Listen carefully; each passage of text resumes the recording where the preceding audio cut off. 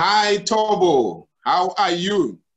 I'm fine, Mr. Mutoko, Dr. Mutoko. I hope everything is well on your side.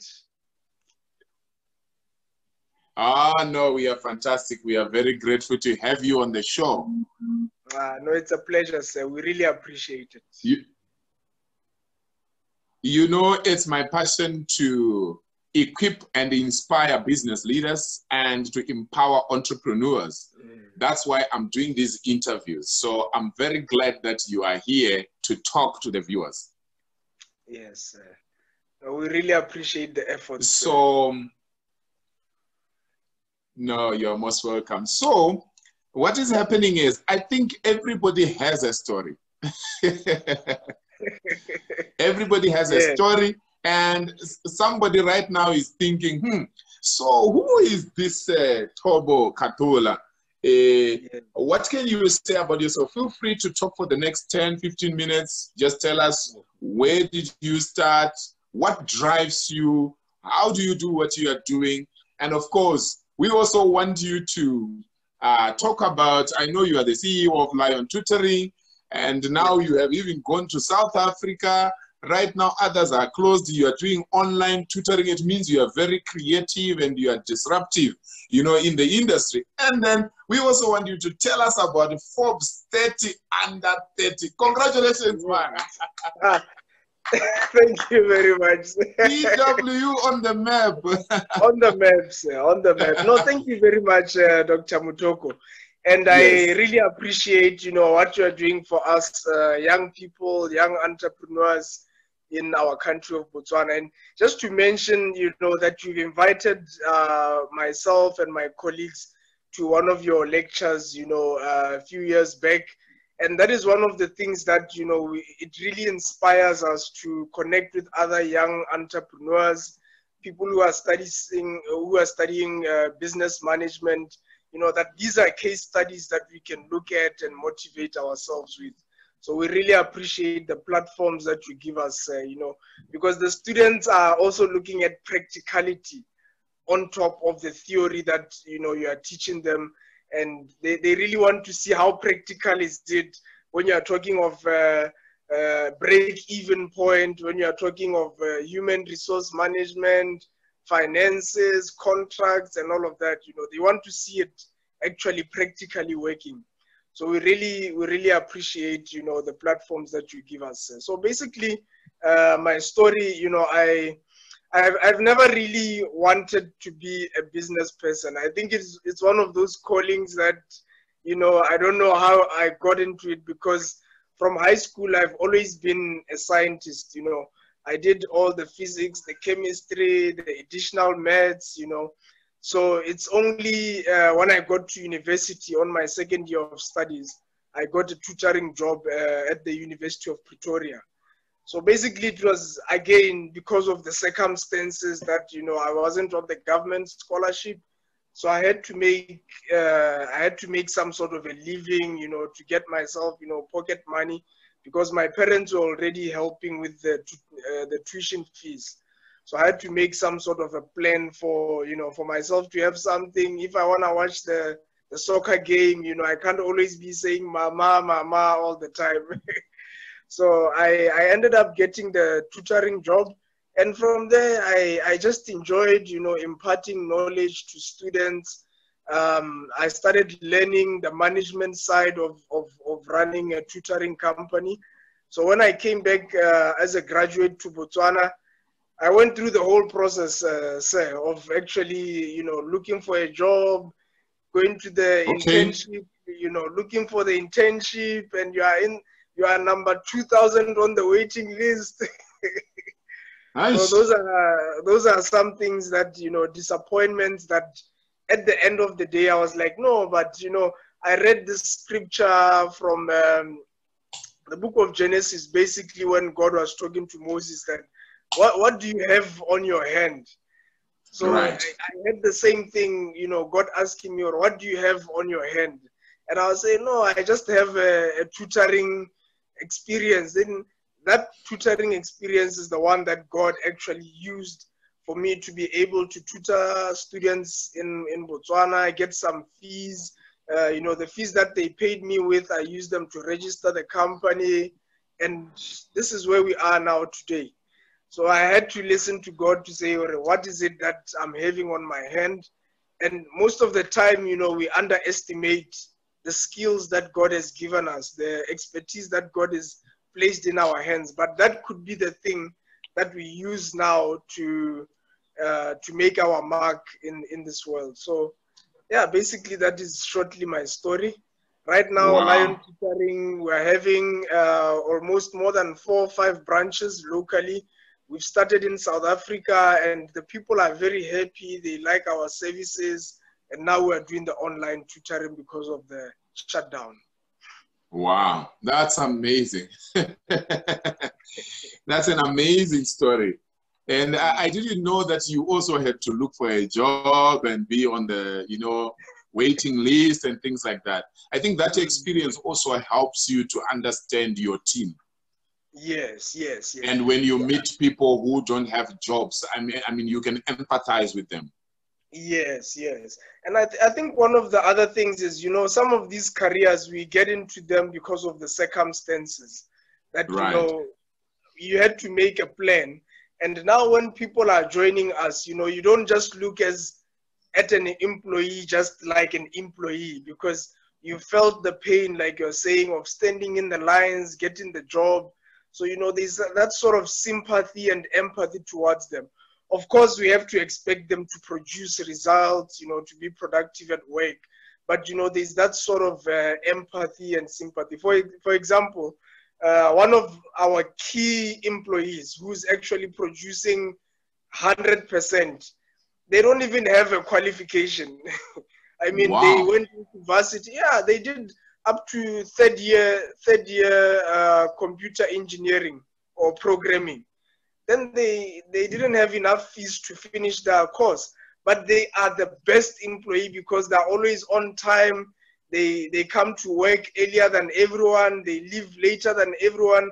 If you give that guy a task and you give him maybe 1 hour to do the task, he will do it within 30 minutes or 40 minutes, and there are no mistakes. And he will even ask you that, is there anything else that I can help you with? You know, so like you're saying, you have that empathy and sympathy, and you know that's what makes the world go round, really.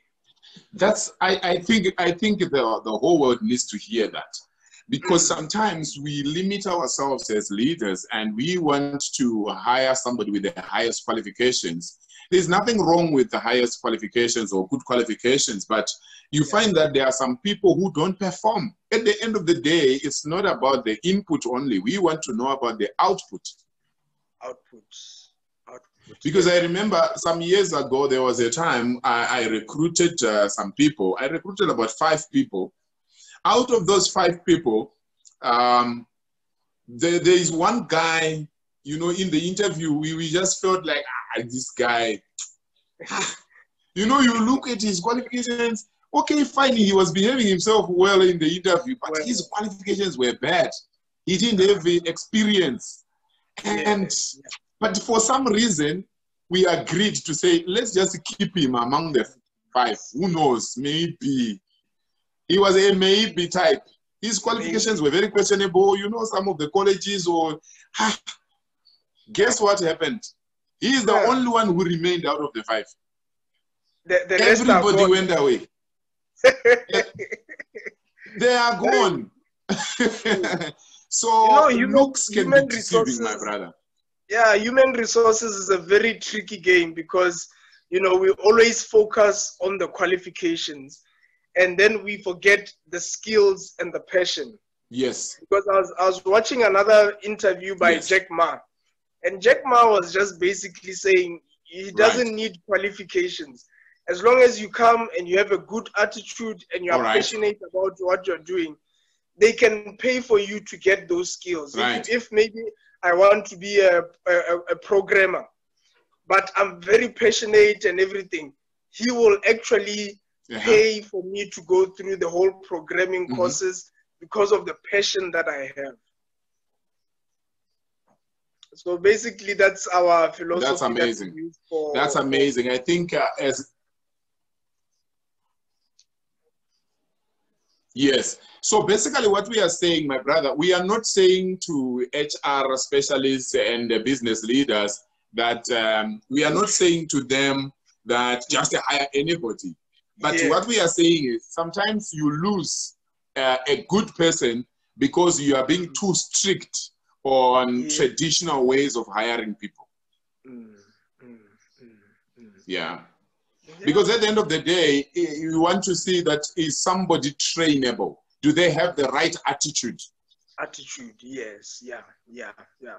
Attitude is everything. Your attitude determines your altitude. The altitude, that's a good one. I'll actually note it down. Attitude determines your altitude. Your altitude, yeah. So, Thobo, tell us about the Forbes 30 under 30. Yeah. Yeah, no, well, the Forbes 30 under 30, I've always wanted to be on that list. Starting from 2 years back when I first heard of it. Right. Usually when I go to the supermarket, I buy newspapers. So that, 2 years back, I started even buying these magazines just to motivate oneself, just to motivate, see other entrepreneurs there. I could see the faces of Mark Zuckerberg, Bill Gates. So I started looking at the magazine and I saw that there's this list for under 30 entrepreneurs who are most promising. So I took some of those posters and I stuck them in my study. So I stuck them there and I started, just telling God that, I really want to be on this list, and myself also working, because it's one thing to tell God and it's another thing now to put in the hard work. So I started putting in the work, starting to research that for me to make it on the list, what is expected of me. And I started doing all of those things. So this end of last year, they actually announced that the summit will be coming to Botswana. But the summit is sort of different to the list, because the list was published this month of April, although the summit has been postponed to December. So I put in my application, I put in all the references from Dr. Mutoko, from University of Botswana, BAC, all those work that we've done, I put them in there, and then by God's grace, we made it on the list. Then they even called me to say, apart from just being on the list, we want you to be on the cover of the magazine. So I actually had to go all the way to the office in Sentin. Then we did a very nice photo shoot and we made it on the cover.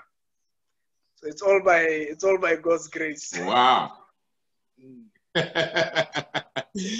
That's amazing. So I like the fact that you are ascribing the glory to God. Yes. I mean, Mr. Mutoko, Dr. Mutoko, there's a lot of, as a believer, you understand that there are so many entrepreneurs in this continent. There are so many entrepreneurs in Botswana, but it's only through God's grace that he can pick out that one guy from Botswana. I mean, there were guys from big economies like Nigeria, big economies like Kenya, East Africa, South Africa itself, but it's only through God's grace that he can single out one person from, not that I'm any special from anyone else, but, it's through his grace that I give him the credit, Wow, that's amazing. That's amazing. So let's talk about what should entrepreneurs and business leaders be doing right now? Right now, do you think they should be sleeping and waiting? Do you think they should be sleeping and waiting for COVID to go? Right now, I was watching an interview by one of these Formula One racers. So they were just talking about basically when they are doing the Formula One racing, usually on the curve, that is the hardest part. So all of the racers, they usually slow down by the curve. But this Formula One champion, he was saying that me on that curve, I've actually mastered to accelerate in the curve. So when everyone is now decelerating, and then he's actually mastered the art of accelerating. So now when those guys now they're on the straight and they're starting to accelerate, and then he's far, far, far, far. So that's basically the same concept for coronavirus, you know. Right now, people are shutting down, you know, they're toning down, they're laying off employees. But during coronavirus is the time that now we're increasing our operations. Only last week, we've had a student from Canada that has actually paid for our service because it's online. So now we are looking at the opportunity to say, no, but if these clients, they can pay online and we conduct the lesson online, why can't we be in other countries like USA, like Canada, like America, you know? So this is the time for us to actually now put in the work, you know, actually now broaden the horizon, think outside the box. That's exciting, my brother. Yeah. So can you imagine that you were operating face-to-face, right? Yes. And then you expanded to Sandton, right? Yes. And then now we say there's a lockdown and you go online. Is it like you have always been online also, or you just started? Well, we did have solutions for online tutoring, but we discovered that, you know, most clients, they prefer the face-to-face meeting. But you'll find maybe out of 100 students, we'll have maybe 2 students doing online. So it's like, you know, 2% of our students that are doing it online. But now, since they shut down, we now put all our energy now on online because that other division now has to stop.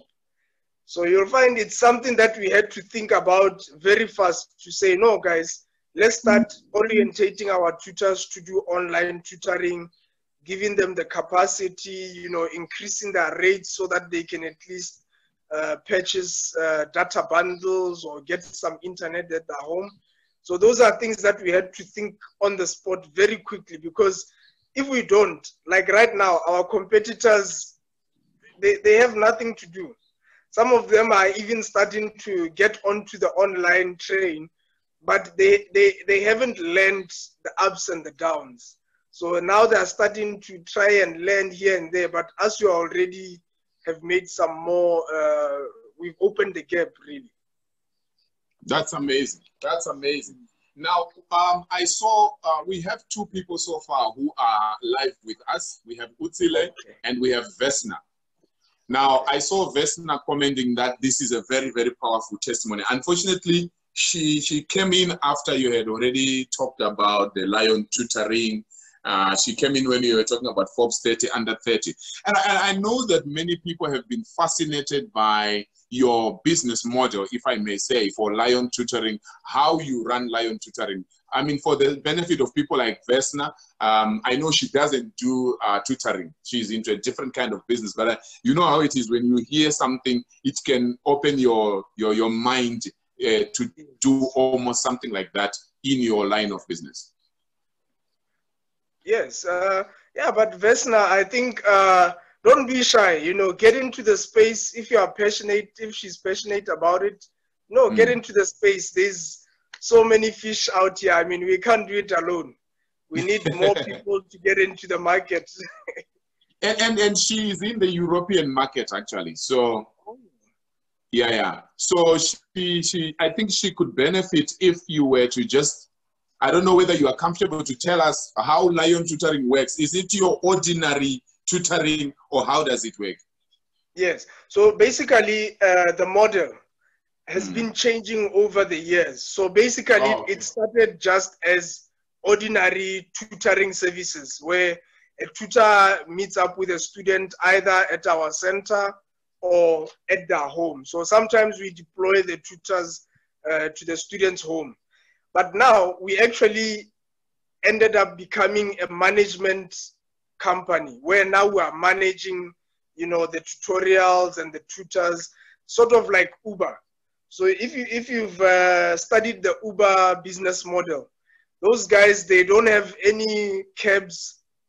They only just match the cab driver and the rider. So that's the business model. So even with us, we are just matching the tutors and the students.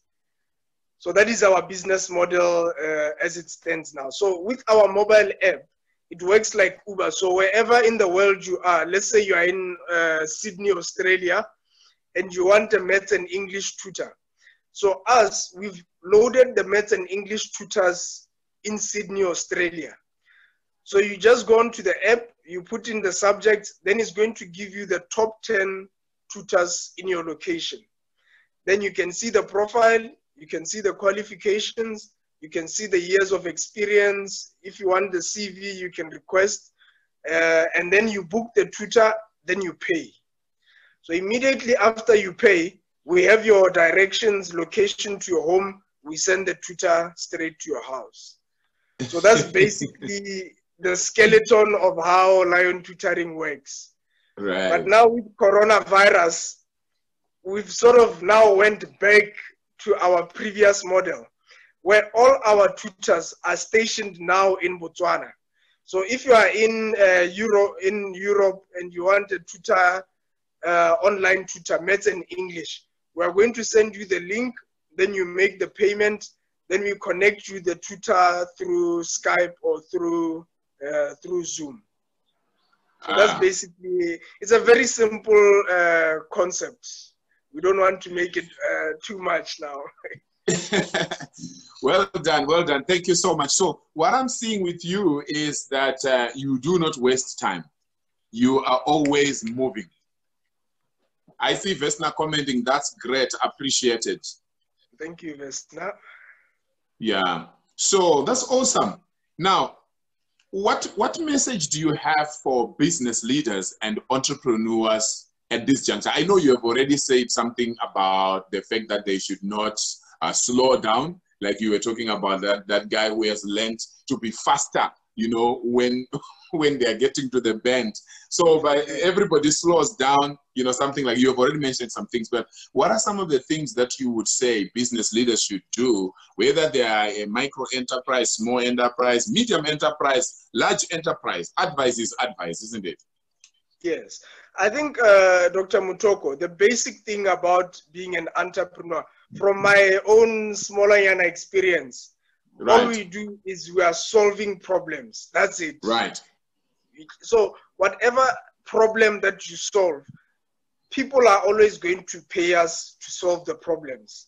Right now, there's a problem of coronavirus, and it's even spreading. I mean, every sector, there's a coronavirus-related problem in the sector that you're in. So one thing I see about people that call themselves entrepreneurs, they want to find out now, how can I get money? So they will say now people are selling sanitizers, they're selling PPE, you dump your business, your tutoring business or your catering business, then you want to run and sell PPE. Then tomorrow they say there's another problem of this, you want to dump that, then you run to that. Entrepreneurs, they're not like that. You have to see that what problems are faced within my sector. So if I'm in the education sector, the other guy is in the transport sector, the other guy is in the IT sector. What are the problems that coronavirus is bringing in that sector? Then you just solve those problems as fast as you can. Because the more that you solve those problems, it's like the scripture says that the money is the one that is following us. Goodness and mercy is the one that is following us. It's not us who are now chasing after that money. We solve the problems, and then those monies will now be attracted to us. Because no matter where you can run, the money will always follow you. Why? Because you are solving the problems. Like, I know I'm very spiritual now. It's fine. It's fine. It's allowed on this show. It's allowed on the show. Thank you very much, sir. So those guys, Bo Shadrach, Meshach, and Abednego, the Bible say that they were more skilled in what they were doing. That they didn't stand before obscure men. They stood before the king because they were 10 times better than the enchanters, than the magicians, etc., etc. So basically, what the Bible is telling us is that you just have to solve the problems. When the king is waking up and he's saying, I had a dream, he's the first guy to say, I can tell you the dream and I can even interpret it. So that is how he goes the extra mile. You have to go the extra mile, and you have to be ready. When the king says, I have a dream, you can't say, no, let me go and study first, let me go and no. You have to be say, I can tell you the dream now and I can interpret it now. Wow. That is where an entrepreneur now, money will start to flow to us. Wow. That's really, really amazing. I'm enjoying this interview. Okay. So entrepreneurs need to be ready. So in other words, we are also saying, like this time that we are in, because the businesses are different. There are some businesses which are actually closed, and somebody has to say, okay, we will see what happens after. But in the meantime, somebody needs to be working on themselves, upskilling themselves, learning new things, empowering themselves. And I like it when you are talking about looking at the problems in your sector. Because when you are within your sector, you are relevant and you have experience in the sector. You cannot be in education, tomorrow you are now in manufacturing, tomorrow you say I'm diversifying. You know, particularly in Africa, I don't know other continents, but in Africa, I call it confusion plan. Where you are doing tutoring, before you succeed in tutoring, you are already in manufacturing. You are struggling with tutoring, but you are already doing manufacturing. While you are manufacturing, you are already in agriculture. You are always learning. You are not experienced in anything. That is the tenderpreneurs. I guess they call them tenderpreneurs. The first thing he does, he just buys the government gazette. Then he sees, which tender can I qualify for? So he's always just chasing after. Today is stationery, tomorrow is water, the next day is PPE, the following day is this. So I think it's like you're saying, tenderpreneurs, they tend to do that a lot. Yeah. So probably we are not blaming tenderpreneurs, but we are saying it's not a sustainable way of running business. Maybe somebody has done it, they got some cash. You cannot say that's my business, because now you'll be running helter-skelter. Entrepreneurs need to learn to solve problems and then get paid for solving the problems. And also, it doesn't just come with money only, it comes with fulfillment. I think all of us need that. You sleep comfortably knowing that I'm serving my nation, I'm serving my continent. There's actually an example of one friend of mine. He does these mobile toilets. So basically, he rents out these mobile toilets for events like weddings, funerals, etc., etc. Now, there are no events because of the coronavirus. I mean, there are no weddings, funerals, we have a limited number of people. So it means his business was supposed to be dead. Right. But he saw an opportunity to say, now in South Africa, these people that are doing the testing, where are they using the bathrooms? You know, they do this testing where they get into a region, then they are testing everyone in the village, or they are testing everyone, and they're also bringing the food packages. So he saw an opportunity that these people, they are going long distance into the villages, but where are they doing number one or number two? There are no toilets. Right. So he actually talked to the government to say, I can provide my mobile toilets. Immediately, they gave him essential service license. Now he's providing those mobile toilets for all of those government workers who are doing testing and taking the foodstuffs. So you can see that guy, he was supposed to be home. He was supposed to be having stress like everyone else to say, what's going to happen with my business? But he had to think outside the box to say, where is the opportunity? Where can I solve the problem because of this coronavirus? And now he's his business is even doing better than before coronavirus. Wow. You remind me of a call that I made earlier on today, before lunch hour. I called one of my mentees. He's a musician, and he also plays the guitar. He can even do a bit of polishing of the music as well. Sort of like he's a mini producer. So I said to him, what are you doing during this period? He said, oh, no, we are just waiting for COVID-19 to finish, you know, and so that I can be. I said, do you know that other artists are doing live performances online? He said, yeah, I think so. Then I said, he said he's actually busy preparing his songs so that when COVID-19 goes, he can now release the songs. I said, it's okay for you to be doing that, but are you aware that you can be on YouTube, have a YouTube channel where you put your beats there?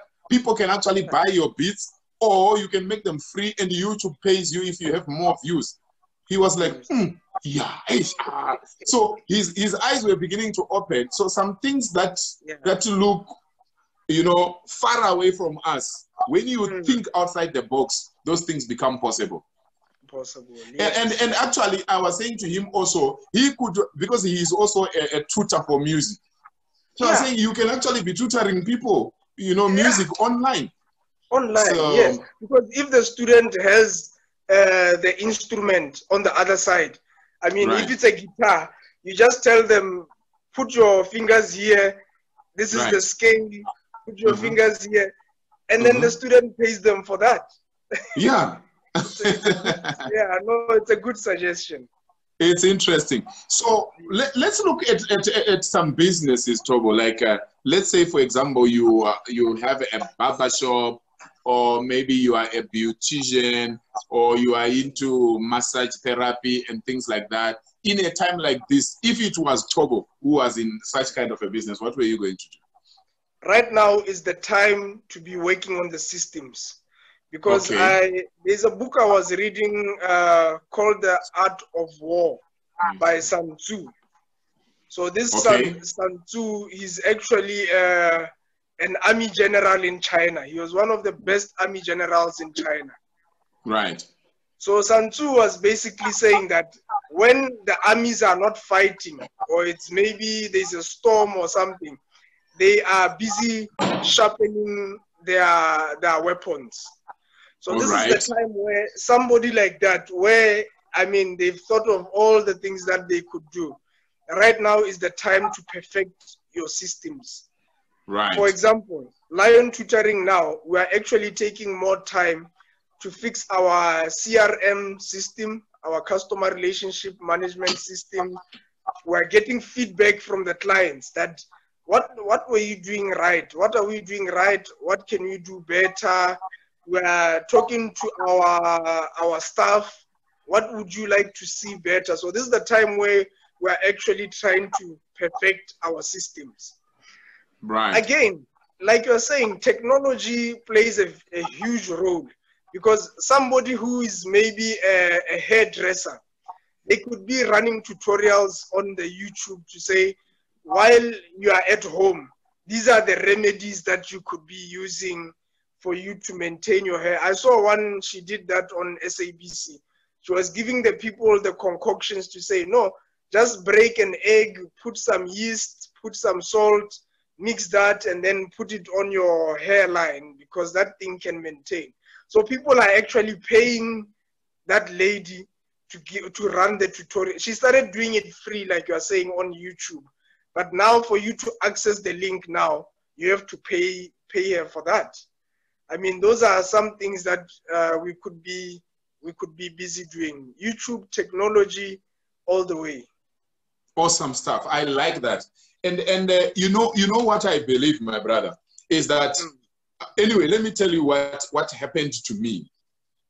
Just before COVID-19, I got to a level where I was trying to reflect on the amount of energy I put, the amount of money I put, the amount of mentorship, free mentorships that I give and all that. I was just feeling like, you know what, I think it's my time to withdraw a bit. I was even feeling like I don't want to be in any WhatsApp group. I don't want to send anything to anyone. You know how it is. Sometimes when you give, you get to a level where you sort of get exhausted. And also, sometimes you also look at majority of the people who don't even appreciate. And you're like, you know what? I will come back later. But right now, I want to be quiet. No WhatsApp status, no sending anything, no Facebook, nothing. And then COVID-19 came in. I had just stopped for, I think, 1 week or less. Okay. And then I asked myself, I sat down, I said to myself, now, I'm a thought leader. That goes without saying.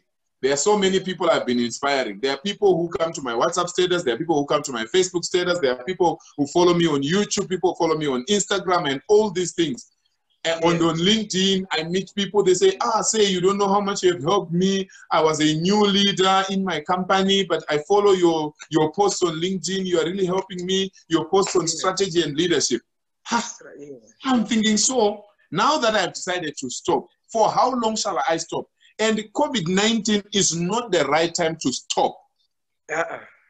Because as a business person and anybody else who is listening, this time of hardness, if you can go all out and help as many people as you can, even if it means donating money, even if it means donating your energy, donating your knowledge, whatever it is. And for entrepreneurs, if you can be able to make follow-ups, to call your clients, how are you?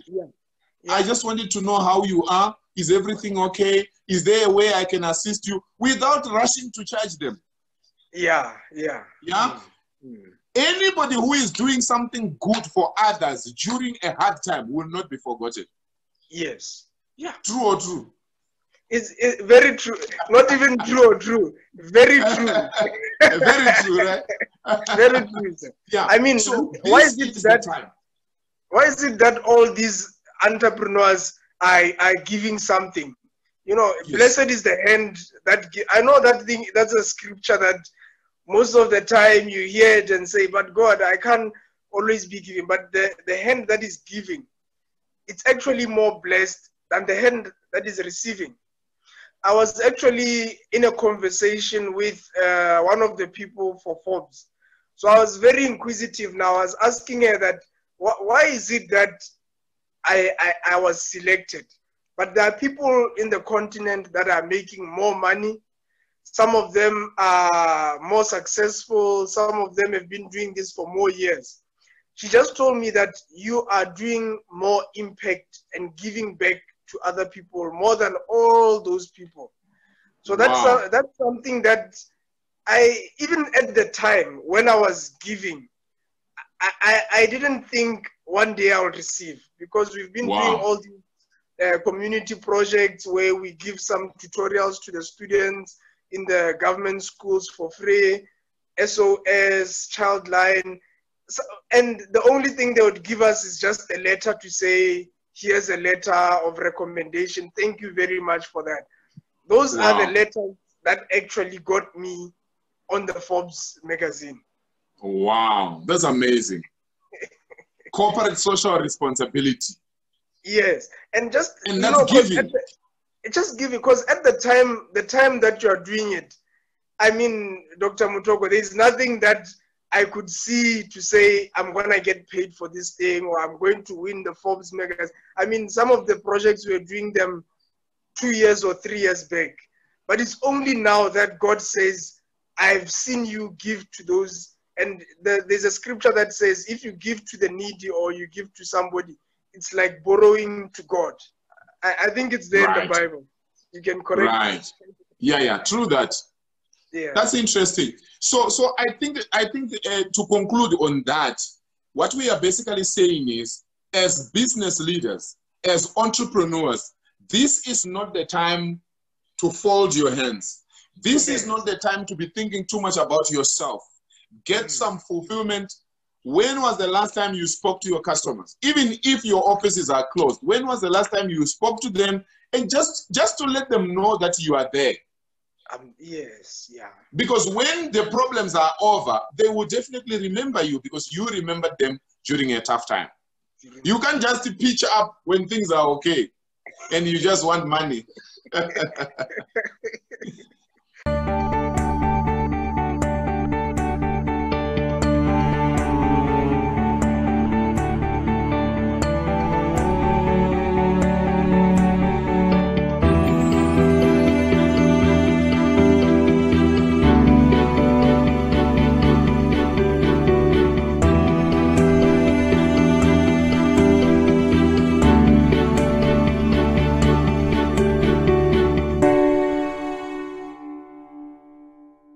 All right, my brother. So what are some of the business ideas that come to your mind that you think people seated at home could either start doing now or maybe should get ready so that as soon as COVID-19 is over, they start running? I think even like you are saying, sir, even right now, there's a lot of opportunities I've seen. I'm seeing a lot of people becoming chefs on YouTube now. People are learning how to cook, then they just broadcast something. So I think now is the time where the world is going towards technology. The world is going towards technology. Fourth industrial revolution, we've been talking about that a lot, but now we can see that it's actually businesses like that that are starting to survive. We are also talking about 5G. They are talking about 5G. Some of them, there are conspiracies saying that is the mark of the beast.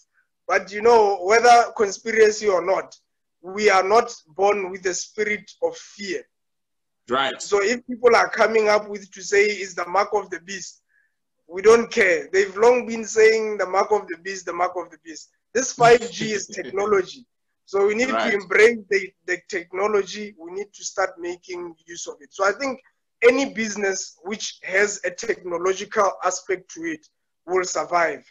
You're talking of companies like Amazon now that are delivering foods using their drones. They're delivering medicines using their drones. Countries like Rwanda, these food parcels, they're not having people like us in Botswana, or going from yard to yard, bringing the food packages. They are having the drones programmed. Those drones are even just programmed. They drop the food in your house. They go back, they take other food, they drop in the other person's house. Those are technological businesses, which I think right now, during coronavirus and after coronavirus, those are the businesses that are going to sustain. Even if it's a business that is not a technological business, but it has a technological aspect, those are the businesses that will survive and even thrive. Beautiful stuff. Thank you very much. What are your thoughts on agriculture? Hey, agriculture, we have to eat. So agriculture is it will always be there. Now, my father has a farm in Bobonong. I don't know if you know the place. Bobonong, yes, I know. Yes, just far in the north. So he's been having a hard time to provide because we do horticulture. So it's morogo, tomatoes, butternuts, and all of that. He's been having a hard time to approach supermarkets like Choppies and all of those. Right now through Corona, they're the ones who are telling him, bring, every day we want a crate of 500 tomatoes. He provided them for only, I think, 1 week. Now all of the food is done. They have to now go back to the lands and start, you know, the quick ones that tomatoes, they can take maybe 4 or 5 weeks, you know, so people are always going to eat. So agriculture is one place that, you know, you can never go wrong with agriculture. Beautiful. Thank you so much. I also think that agriculture is a good place to be. Looking at the fact that the trust factor is very much affected right now, and everybody is closing their borders. And after COVID-19, you will find that these supermarkets and everybody will be buying locally. Each country will be trying to support themselves and not thinking of really exporting. So whoever can strategically locate themselves, they shouldn't be saying, I shall be doing agriculture, and then they are just sleeping so that one day they will do agriculture. If there is something they can do at the house where they are now, because you need to show the interest now. If you have vegetables or whatever, you know, things like that, outside the yard, I mean, within your yard, I mean, even in tins or whatever it is, And of course, if you can, watch YouTube videos, Google how to do, is it chicken or what, so that as soon as we are out of COVID-19, you already know what you want to do. You can't start, deciding what to do when COVID-19 has gone. Has gone, yes. I think also one thing I really appreciate from our neighboring country, Zimbabwe, everyone has a backyard garden. Everyone is something, whether it's just moroho, spinach, tomatoes. But in Botswana, it's like we think that farming is for the farmers. But that side, everyone has a small garden, a small plot. They have maybe cabbages here, So I think it's up to us now as Botswana or other Africans, everyone around the world. If you have a small backyard, put something there, put some maize, put some spinach, put some tomatoes. Very soon you'll be selling them to other people, even more than just feeding your own self and your family. And you see, it also comes with fulfillment if you can be able to assist. Yes, yeah. Right. I saw Vesna typing there that in Tenerife, farmers are in trouble because 60% of the people are unemployed. So I've sent a chat to sort of clarify what that means. Most farmers relied on tourism. Oh, I see. Thank you very much, Vesna. Yeah, I think now the tourism sector now is also, airline industries, tourism industries, accommodation, they're all dying. But there's always an opportunity, Dr. Mutoko. I don't know, maybe Definitely. I'm no, naive, it's true. maybe I'm young. No. You see, an entrepreneur is an entrepreneur. An entrepreneur is an entrepreneur. Even if you take everything they have and you throw them in the bush, come back 6 months, you will find them a millionaire again. Something. I saw some of these hotels, they are even pitching to the government to say, you are quarantining people. Bring those people here, we'll quarantine them for you. They're making money because people are always naughty. People are always going across the borders. When they come back, they are in quarantine. So now those bread and breakfast, those hotels, they are now making a killing because they quarantine those people for maybe 21 days. They have to cook for them. All of that food that they're cooking for them, the accommodation, the government has to pay them. That's an opportunity. Amazing. So in other words, my brother, what you are saying is that people should not sit down and just say, oh my God, what can we do? Yeah. People, we can't afford to do that. My grandfather, I rest in peace. I haven't seen him, but I heard he used to tell my father that, how can you be hungry when you are having hands? Right. Because God invested in us with the hands. So whatever, there's a scripture that says, whatever your hand finds to do, do it with all diligence. So God is not going to give us the food. He's already given us the hands. So it's up to us to now sit down and say, but now the government has closed my business. Maybe I was selling airtime. Maybe I was washing people's cars. But what can I do now? I've got hands. I've seen a brother, he was running a car wash by CBD. That's close to my office. That brother now, he actually got his car. He's doing food delivery services. Wow. So if you want to go and buy your vegetables, whatever at Spar, you just give him a call, then you give him the list. I want this and this and this. And when he gets to the shop, he does extra. He takes a photo. If you want vegetables, he will take a photo of the tomatoes, then he sends to you. Then he say, can I buy these ones? Then you say, no, not those ones. Then he takes a picture of the fresh foods, the spinach. Then you say, no, buy the spinach. That is an opportunity that even the shops, Bo Pick and Pay, they are doing food delivery services, but they never do it so personalized like that. And then you will take the photo and say, should I buy this bread? Then you're like, but the expiry date is close. leave that bread, take this one, you know. So that's how people, and he's a car wash. He's a car wash guy, but now he's doing opportunity. He's looking for the opportunity. I will need his number after the show. I'll send it to you. These are the entrepreneurs we need to support, man. Yes, yeah. No, great. What else do you have for us today, Thobo? Well, I think it's just a word of encouragement, you know, to say that this coronavirus, it's any pandemic or any, what are they called? It's a natural disaster. Right. But it's up to us to look unto God and say, God, although there is this natural disaster, what are you saying? What can we do? How can we feed our families? Because most people are turning away from God. To say, how can God allow this coronavirus? How can God allow this bad thing to kill people and we're at home, there's no food? But God is within the storm.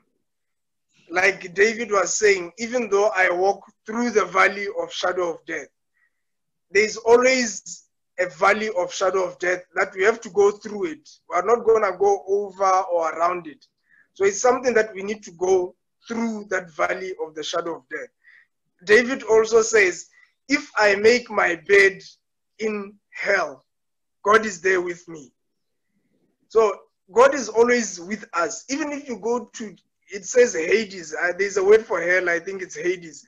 David is saying, if he goes to the depths and he makes his bed there, God will still be there with him. So my remarks is just that, you know, God is always with us. He's with us even throughout this time. He's concerned, what are we going to eat? What are we going to give our families? I mean, I recently got married, sir, and I mean, what am I going to feed my family with? God is there. True. He's always giving me a light to say, this is what you can feed your family with. This is the idea that you can implement. So God is always with us, and he's with us even throughout this coronavirus. Yeah, very true. No, thank you so much, but we are not letting you go yet. I'm still around. I'm still around. Yeah, you are still around. I see Utsile has asked a question here. Thank you very much, Utsile. Utsile says, I work in the education sector. I'm really concerned about students across all levels, like all levels, ALL. They are losing time, which brings out a fear of them repeating the whole year. What would we say about that? Yeah. Right now, I've seen just by the Ministry of Education, the schools are going to be closed and students might be now repeating. So like I'm saying, hey, our policymakers, you know, they have to also just consider some of these things, because been having a high failure rate. Students haven't been doing very well over the past years. So I think it's also up to our policy makers to see how they can sort of make it better for the students. Because you know how children are like, if you tell them you are doing standard 4, next year you are going to be doing standard 4 again, they get very discouraged. So I think it's up to our policy makers to find a way, because even now as Lion Tutoring, we're offering private tutoring to students that are in Gaborone, Francistown. They have internet. Their parents can buy them gadgets, iPad. How about the student in Takatokwane who doesn't even have a light? They have to go and get water from the river. What about them? I mean, our policymakers should come up with a strategy to say, how are we going to make that student continue learning? Because even like what Utsile is saying, as educators, Dr. Mutoko, you know, students, once they take a long time away from learning, although you'll come back and say, we are going to do the same concept, they've forgotten. And for 6 months, I mean, what are they going to be doing for all of this 6 to 8 months at home, not doing anything? So next year you bring them to standard 4, it's like you're going to teach them from standard 1 again. So our government needs to really come up with a way to say, bring all the stakeholders, the tutoring companies, the school. How can we teach students from their homes? Kenya and Rwanda, there's internet everywhere. Whether you are in the cattle post, whether you are at the fields, whether you are in the city, there's internet. All they have to do is just give the students the gadgets and they connect with the students online. So even if a student is in Takatukwane, there's internet there, there's fiber there. So it's now up to the government to say, let's partner with the mobile networks, let's partner with the ISPs, let's partner with the schools, tutoring companies, all of that. And then we come up with solutions so that even if the student is at home, there's still some sort of school work that is being covered. Excellent. Thank you, my brother. I think you have said it very well. So remember, we are talking about leadership. Policymakers are leaders, isn't it? So I hope they will also have some time to look at these things, because talking of policy, I'm just thinking with the speed at which you have been doing your things in your company, it means there are certain things you had to either quickly change the policy, or you change and then the policy follows you, whichever comes first, you know. So obviously with government, sometimes it takes time, there's bureaucracy, there's this, but definitely there is need to have internet everywhere as quickly as possible. Yeah. And then you were touching on the area of how people can be unhappy and complaining, why is God allowing the disease? My take on that is that when you go back to the Bible, in the book of Genesis, chapter 1, verse 26 and verse 28, you realize that Adam was put on earth to take charge of the earth. Genesis 1:26 and verse 28. He was put here to take charge of the earth. Yeah. To manage the earth. God is a very smart creator. He created everything. And then when he was done, he said it is good. And then he created the manage. So we are here to take care. So even the people, the believers who are very, very spiritual and sometimes too spiritual, who say this is the end of the world, this is 666, the world is doomed, let's just get ready to go to heaven. It's okay. All of us are getting ready to go to heaven. But the Bible says, the Bible says, occupy till I come. As long as Jesus has not yet arrived, we must continue managing. We must continue being productive. The Bible says, be productive, multiply, replenish the earth. So until he comes, we should forget, I'm saying this for those Christians out there, stop listening to conspiracy theories. It's okay to be ready to go to heaven. But as long as Jesus has not yet come, my friend, be productive. Solve problems. If you're an entrepreneur, stop conspiracy theories. Run around, bring solutions, get paid for bringing the solutions. Those who want to preach the gospel, preach. This is the time we need more preaching online than ever before, to comfort the people, to strengthen the people, to power the people. Not this thing of telling us about 666. We are tired of it. We know about it. Personally, I'm not interested. I'm not interested with news about COVID-19. I'm not interested about 666. I know. I have had enough. I don't work for World Health Organization. I don't work for Ministry of Health. I'm taking care of myself. I'm taking care of my family so that we don't get the virus. I'm listening to the authorities.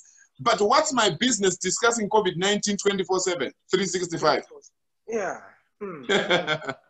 No, that's a very good one, sir. That's a very I think people are spending too many hours discussing things they can't solve. My principle, my brother, is that I solve what I can solve. Whatever is within my authority. That's why I don't even like discussing politics. You are busy saying, oh, this MP didn't do this one. Okay, it's your right, you can do that. But what are you changing when you discuss them? If you have an opportunity to write to them nicely, or I don't know, whatever you can do, or pray for them, then you are part of the solution. But if you are just discussing, this one is not a good manager, this one is not a good minister, this one, you are not helping anybody. So I think that's what I would say there. And then I wanted you to, on your parting shots now, hopefully that we are letting you go. I wanted you to talk a bit about the issue of employees and the leaders. Because, for example, you have some people in leadership positions who are not really leaders in the 21st century definition. Because in the 21st century definition of a leader, not only a vision, but they can build a team and motivate that team. They inspire the team to go in a certain direction. Yes. True leaders in the 21st century, meaning they care about people. Yeah. Human capital is so important to them. They have stopped calling employees or human resources. They call them human capital or talent. Yes. They now say call it talent management. Right? Talent, yeah. But you also find that in leadership we have transformational leaders, we have transactional leaders. Transactional leaders are more of managers. So such people have a problem now, because when they are working with people face to face, they always want to tell them what to do, and they want to check, are you doing your work or you're now when people are now working from home, such managers are thinking, we are now paying people for free. Eh? This is you know. So what can we say to business leaders? How do you become a good business leader without, being a micromanager, following people? I actually heard that there is a company in a certain country which has put an app, every employee was forced to download an app during this COVID-19, during the lockdown, so that this app will monitor you, whether you are really working at home or you are busy sleeping or whatever. It shows that there is no trust factor. You don't trust your team. Yeah. And when people are not trusted, they can't be creative. No, they can't. No, they can't. Dr. Mutoko, with us at Lion Tutoring, we are a family. I think that's one thing that brings us together.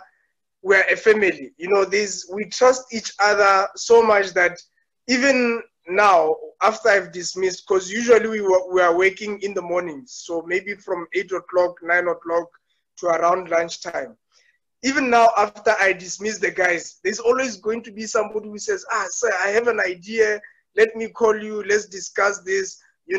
People, they even want to put in more work than is required. Why? Because we regard ourselves as a family. It's not just any transactional leadership where we say, I'm your boss, you have to listen to what I'm saying. Of course, yes, we give them the tasks to say, you have to produce your tasks, HR has to check, evaluate your productivity.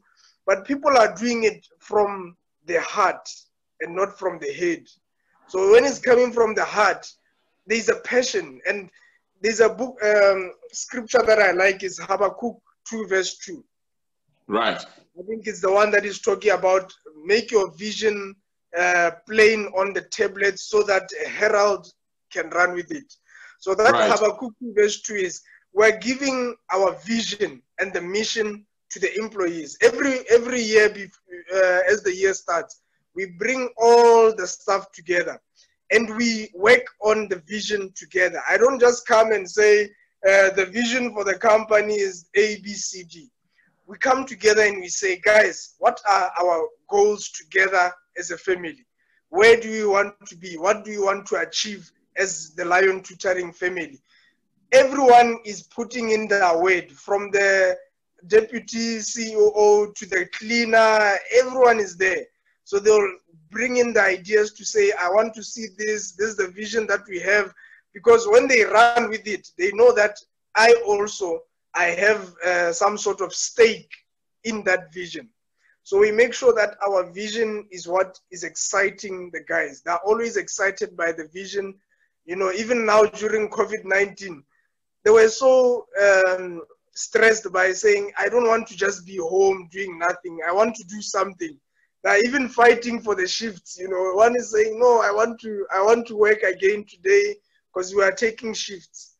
So everyone wants to take the most shifts, So those are some of the things that as a leader, we try by all means to make everyone engaged, to feel as if they're part of the team. I also like studying football coaches. They always know that the leader with the most vision, how do you place them to lead other employees? So you'll find you'll take somebody like a captain and you give them more authority. So that is what I do. I trust most of our managers, the branch managers. I give them the authority to say, no, this is the authority I'm giving you. Then they are the ones who are exciting all the other guys to say, no, guys, we are in the same boat. Let's push. Let's work together. So I try by all means to give the guys authority, to give them the trust. Of course, yes, we do evaluate and see that who's abusing the authority, who's doing this. But at the end of the day, we are a family. Wow. I love this. Family. Who doesn't want to work in a family? Because all of us, we stay in families. We love to be around family. So if you make the work environment a family, it means I come from family and I spend time with family. So I'm at home. That's excellent. I hope other CEOs will learn to do the same thing, Thobo. This is amazing. We need that. That's consultative leadership right there. And you lose nothing by being by using consultative leadership. You gain more. You gain more. Yeah. So at the end of the day, what I also picked from you that I wanted to comment on is the fact that I always say to people, everybody, wherever you work, it's an opportunity, it's a privilege. I see Utsile writing there that people are losing jobs. Many people are losing jobs. Many more people will lose jobs. Unfortunately, this is affecting everybody across the globe. And we only hope that things will get better. So at the end of the day, if you have a job, you have a privilege, which you need to take seriously. When you are working from home, it's worse. Because I can assure you, most CEOs, their headache is how do I cut costs? Now that money is not coming in, how do I cut costs? And many of them are tempted to lay off everyone. Now you can imagine, you are now working from home. Your leader is not even sure whether you are working or you are sleeping the whole day. And there you are. When your leader is calling you, you don't pick your phone. They send WhatsApp message, you don't respond. They send email, you don't respond. What are you saying? It's like you are firing yourself. So I would like to encourage our teams out there. I would like to encourage our teams out there to say it's important to be available. It's important to be responsive. You know, when messages are sent to you, show that you are still part of the team and you are willing to make things happen. Yes. There's a saying that says that God uses our availability, not our ability. Right. So all you have to just be is available, which is the same thing that we ask, like you are saying, from the employees, you know, just be available. We don't even look at your ability because ability can always be taught. That's true. So we need people to just avail yourself and say, if I can't do this thing, just teach me. Let me try. Let me try. Yes. Make a mistake. You know, it's good to make a mistake and get out of the mistake and try. Keep on trying. That's very true. And there's a question from Utsile. He says, people are still being retrenched, but the government said that people should not be retrenched. Okay, I think I'll leave that to you, Thobo, but let me just give my comment there. If I remember well, the government said, unless that company is actually closing down. Yes. If the company is closing down, there's nothing they can do. But as long as they are still running or they are still aspiring to run, they should not be retrenching people. They should not be retrenching people, yes. But the other thing, Dr. Mutoko, from a business science perspective, there are business mechanics that are running the business and the economy.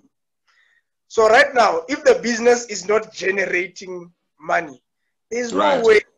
There's no way how the employer can pay the employee, because there's nothing. There's nothing to give them, because the business is actually being closed. And you know, like for instance, with ourselves right now, you know, we're trying to come up with different innovative ideas, but that is only taking us to a certain point, of which now it's up to now the government also to say, what can we do to make it easier for the business community not to lay off people? Because it's not like every business will just want to say, we are firing somebody, we are just firing people for the sake of firing them.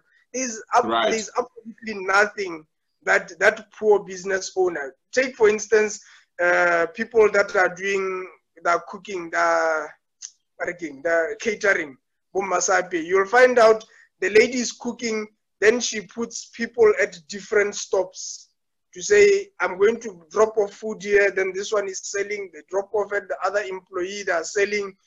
Now, if it's shut down, they can't do anything. They can't provide the job for that person. So as much as we are really against retrenchment, we need to understand the mechanics of a business. We need to understand the mechanics of an economy.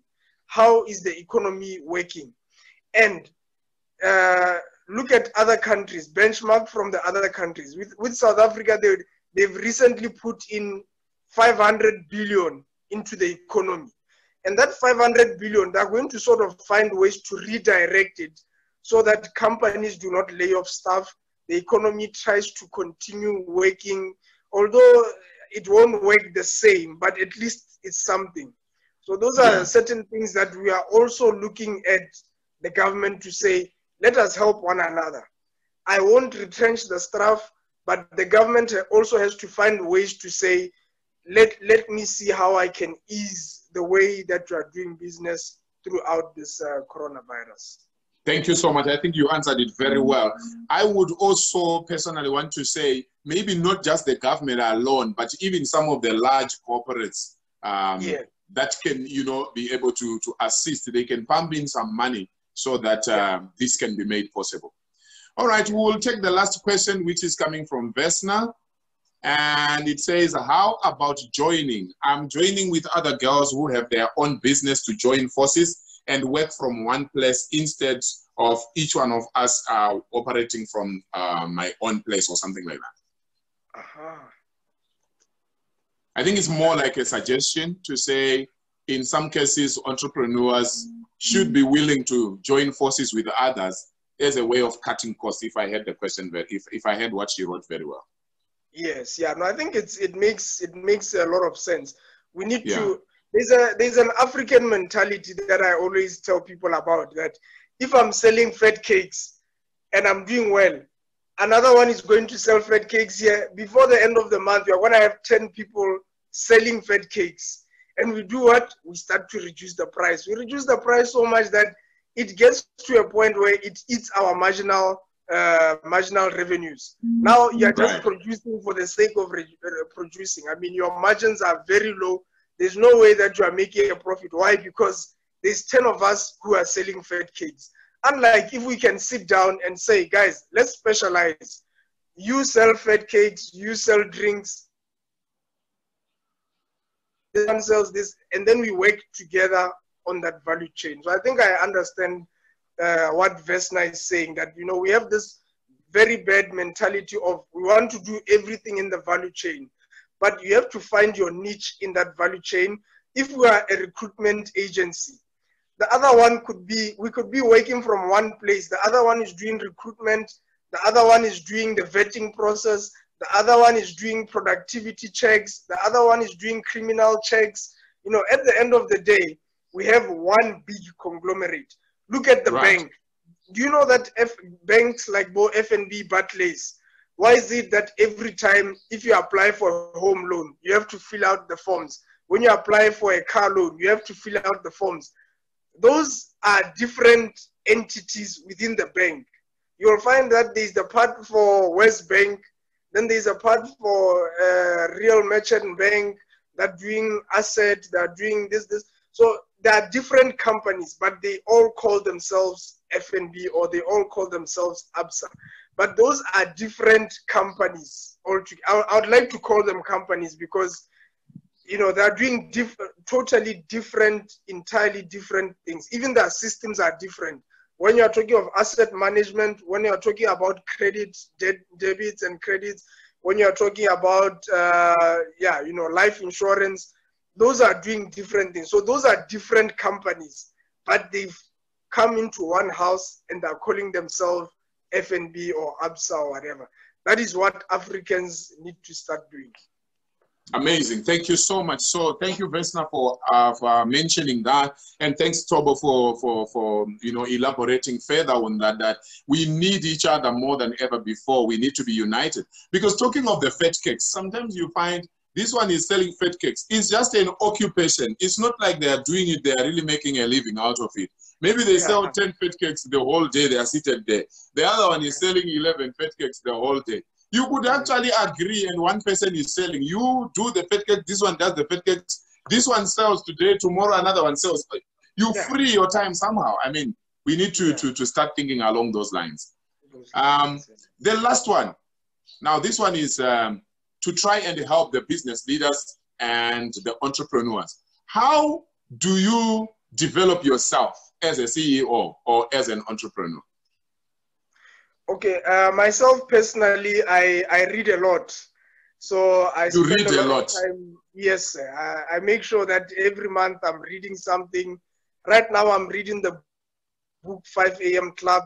Last month I was reading the book by T.D. Jakes. It's called So. So those are the different books that, because every time you are reading, you know, you look at things from another perspective. And it's not like watching a movie, because when you are watching a movie, you can't take notes. So every time I read, I always read actual books, because I actually get to take notes and underline and highlight and all of that. So I read a lot. Wow. Amazing. Thank you so much, Thobo. We are very grateful for you spending your time with us and empowering business leaders, entrepreneurs, employees, and everybody else, even other people who are looking for jobs. And for you, Utsile and Vesna, we are extremely grateful that you joined us today. Thank you, everybody. The Lord bless you.